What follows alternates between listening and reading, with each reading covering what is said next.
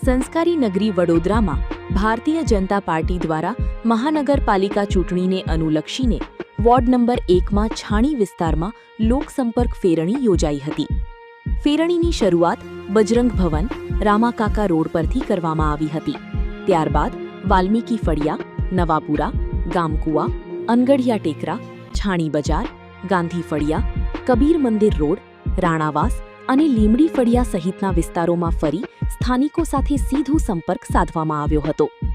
ફેરણી દરમિયાન સ્થાનિક રહીશો દ્વારા ઉમેદવારોનું ફૂલહાર પહેરાવી ઉષ્માભેર સ્વાગત કરવામાં આવ્યું હતું અને વિસ્તારોમાં સારો પ્રતિસાદ જોવા મળ્યો હતો. આ પ્રસંગે વોર્ડ નંબર 1ના ઉમેદવારો કૃણાલ પ્રવીણભાઈ પટેલ, કુંદનબેન અમિતભાઈ ટેલર, ભૂરસિંહભાઈ રાઠવા અને શ્વેતાબેન ભાવિનકુમાર શાહ ઉપસ્થિત રહ્યા હતા. ફેરણીમાં ભાજપના હોદ્દેદારો, કાર્યકર્તાઓ અને શુભેચ્છકો મોટી સંખ્યામાં જોડાતા વિસ્તારમાં ચૂંટણી પ્રચારને વધુ વેગ મળ્યો છે.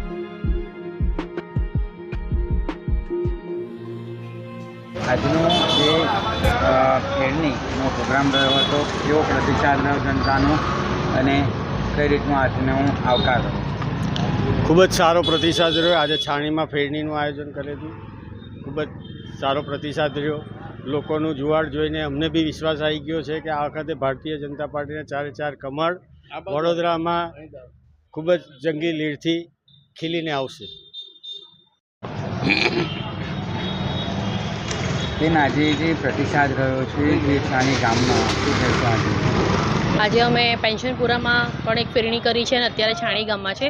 પેન્શનપુરા લોકોનો પણ એટલો સારો આવકાર મળી રહ્યો હતો કે એ લોકોનું એક ઘર છોડીને બીજા ઘરમાં હાર લઈને રેડી હતા એ લોકો.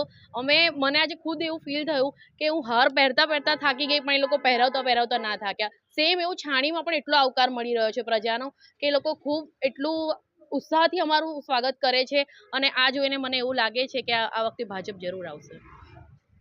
જમજીભાઈ, આજે જે આ પ્રતિસાદ રહ્યો છે આજે છાણી ગામમાં રેલીમાં જે રીતે આયોજન થયું હોય તેવી રીતનું આજે પબ્લિક અમારી જોડે જોડાઈ હતી જ્યારે અહીંના કાર્યકર્તા શું કહેશો?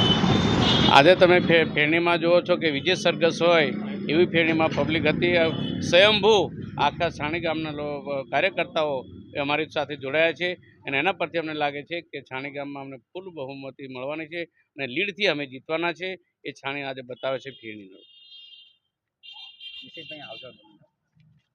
વડોદરા ન્યૂઝ ગુજરાતી આપણા શહેરના તાજા અને સચોટ સમાચાર માટે ફેસબુક, ઇન્સ્ટાગ્રામ, યુટ્યુબ અને વોટ્સએપ પર હમણાં જ જોડાઓ.